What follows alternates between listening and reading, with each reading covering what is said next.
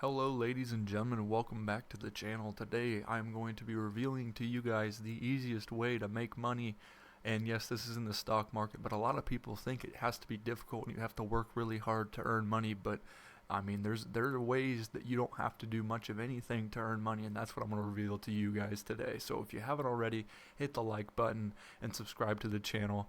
The growth has been pretty good recently, but I have a lot of people watching the videos who aren't yet subscribed. So go ahead, if you're not subscribed yet, hit that subscribe button and go ahead and leave a like for the YouTube algorithm to get my videos out there, so I can continue to put out some more good content for you guys. So today, this method in the stock market is simply dividend stocks, and things such as that. Now I know that may seem a little clickbaity to some of you, but it's really true. You know, this is, matter of fact, the easiest way to make money, because most of the time, if you're investing in good companies, it is going to be consistent and it's going to potentially increase over time. So for those of you guys who don't know what a dividend is a sum of money paid regularly, typically quarterly, by a company to its shareholders out of its profits or reserves. So essentially what a dividend is,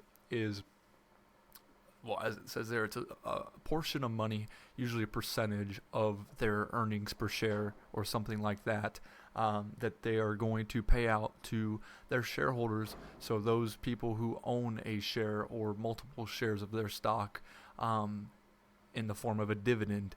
And like I said, like it says there, typically this is quarterly, but there are even some companies that do this monthly. And what quarterly means is there are 3 quarters in the year, one in March, one in June, I believe, and one in September or October, and then one in December. And we can look that up real quick. But otherwise, so there's 4 quarters in the year, and then some of them, like I said, pay monthly. So let's go ahead and look at one stock that pays a quarterly dividend. Let's just use Disney for an example. We're gonna scroll down. This is on the Robinhood app, and you see this term right here, dividend yield of 1.44%. That's a percentage if you move the decimal over. So 1.44, and you can see this usually anywhere from 1 or 0.5 all the way up to 10. Now the higher you go, the more risky it could potentially be. I know AT&T has a dividend of a percentage of around 6 or 7%, maybe even 8, but I don't think it's gotten that high. But AT&T is obviously a good company, so you have to do your research if you're looking at a company that has a pretty substantially high dividend yield.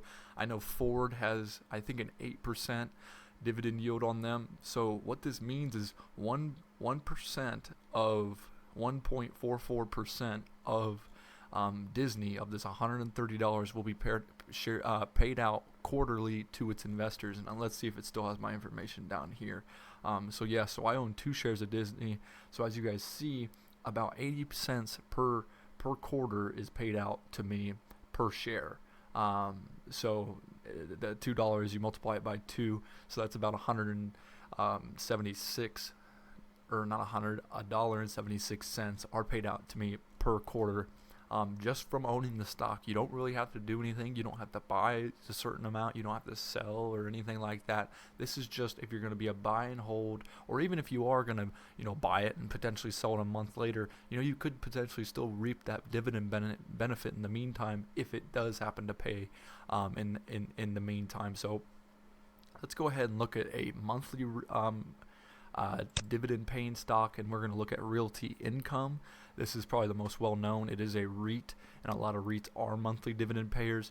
This one should be a little bit higher, so as you guys see, 4% dividend yield. So on a stock like this of a REIT, that is actually, I've seen it a lot higher. I've seen on REITs, up in the neighborhood of 10 or 12% yield, but that's because they have to pay out a certain amount of their money, and I think some companies get as high as like 90% they have to pay out in order to keep doing what they're doing. So as you guys see, $80, and I know even not that long ago it was down near 60. As you guys see, I mean, $60. That's a great buying point for a company like this. It's really hit it off here recently. Not a great buying point, as you guys see, but definitely a good hold point on a stock like this. So 4% of the $80 you're going to be earning monthly. So, you're going to be reaping the benefit every single month whenever they're paying out that dividend. So it's really nice to see, especially if you just have a bunch of growth stocks and you're just kind of sitting there and you want to see results, maybe not immediately, obviously, but relatively often. Then a monthly dividend stock like Realty Income is a good thing to add to your portfolio. So just make sure for this one, guys, if you're looking at dividend, make sure the dividend isn't too high. The ratio doesn't seem too absurd. And then if you go to look at something called a payout ratio, make sure it's around 50 or under is even better.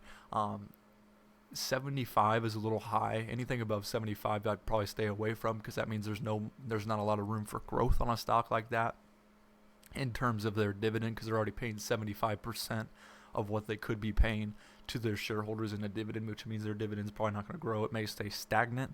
And also look for things such as dividend kings, which means, or not dividend kings, but dividend aristocrats, which means they've been paying a dividend and increasing the dividend for 25 years straight. And you got to think about that. There's been recessions and all sorts of things that may have hindered them, but they've continued to do it, which means they're probably a pretty good company. And if you look at dividend kings, that means they've been paying a increasing dividend for 50 years, which means they're probably a really good company.